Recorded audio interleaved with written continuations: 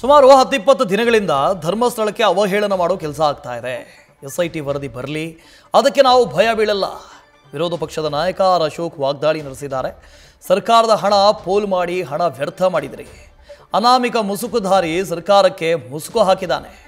ಬೆಟ್ಟ ಆಗಿದ್ರು ಒಂದು ಇಲಿ ಕೂಡ ಸಿಗಲಿಲ್ಲ ಅಂತ ಅಶೋಕ್ ಕಿಡಿಕಾರಿದ್ದಾರೆ. ಧರ್ಮಸ್ಥಳ ಮಂಜುನಾಥೇಶ್ವರನಿಗೆ ಅವಹೇಳನ ಮಾಡ್ತಿದ್ದಾರೆ. ಚಿತ್ರದುರ್ಗದಲ್ಲಿ ವಿಪಕ್ಷ ನಾಯಕ ಅಶೋಕ್ ಸಿಡಿಮಿಡಿಗೊಂಡಿದ್ದಾರೆ. ವಿಚಾರವಾಗಿ ಸಿದ್ದರಾಮಯ್ಯನವರ ಹಿಂದೆ ಒಂದು ರೀತಿ ಈ ಟಿಪ್ಪು ಗ್ಯಾಂಗ್, ಈ ಟಿಪ್ಪು ಜಯಂತಿ ಮಾಡಿದ್ರಲ್ಲ, ಆ ಥರದ ಒಂದು ಗ್ಯಾಂಗ್ ಒತ್ತಡ ಮಾಡಿ ಯಾವನೋ ಅನಾಮಿಕ ಕಂಪ್ಲೇಂಟ್ ಕೊಟ್ಟಿದ್ದನ್ನು ತಗೊಂಡು ಅದನ್ನು ದೊಡ್ಡ ರೀತಿ, ಅಂದರೆ ಧರ್ಮಸ್ಥಳದಲ್ಲಿ ಏನೋ ನೂರಾರು ಅತ್ಯಾಚಾರಗಳಾಗಿದೆ, ನೂರಾರು ಕೊಲೆಗಳಾಗ್ಬಿಟ್ಟಿದೆ, ಇಡೀ ಧರ್ಮಸ್ಥಳನೇ ಅದರಲ್ಲಿ ಭಾಗಿಯಾಗಿದೆ, ಧರ್ಮಸ್ಥಳದ ವೀರೇಂದ್ರ ಹೆಗ್ಗಡೆನೇ ಇದೆಲ್ಲ ಮಾಡ್ತಾ ಇದ್ದಾರೆ ಅಂತೇಳಿ ಬಿಂಬಿತ ಮಾಡುವಂಥ ಷಡ್ಯಂತರ ನಡೆದಿತ್ತು.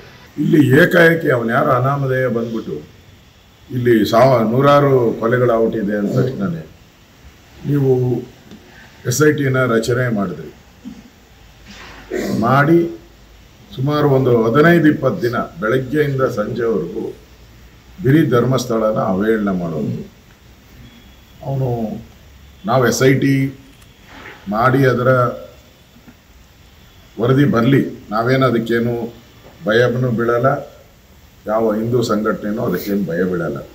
ಆದರೆ ಸರ್ಕಾರದ ಹಣ ಪೋಲ್ ಮಾಡಿ ಇಷ್ಟೊಂದು ಗುಂಡಿಗಳನ್ನು ತೆಗೆದು ಇಷ್ಟೊಂದು ಜನಗಳಿಗೆ ತೊಂದರೆಯನ್ನು ಕೊಟ್ಟು ಇವೆಲ್ಲವನ್ನು ಷಡ್ಯಂತ್ರ ಮಾಡಿದ್ರಲ್ಲ, ಇದರಿಂದ ಯಾರಿದ್ದಾರೆ? ಈಗ BJP ಸರ್ಕಾರನೂ ಇತ್ತಪ್ಪ. ಈಗ ಅವರೆಲ್ಲ ಘಟನೆ ಆಗಿ 20 ವರ್ಷ ಆಗಿದೆ ಅಂತಾರೆ. BJP ಸರ್ಕಾರ ಇತ್ತು, ನಾವೇನು ತನಿಖೆ ಮಾಡಿದ್ರೆ, ನಾವೇನು ಕೇಸ್ ಹಾಕಿದ್ರೆ, ನಾವೇನು SIT ಮಾಡಿದ್ರೆ? ನ್ಯೂಸ್ ಫಸ್ಟ್ ನಿರ್ಭೀತಿಯಿಂದ ನಿಮ್ಮ ಪರವಾಗಿ.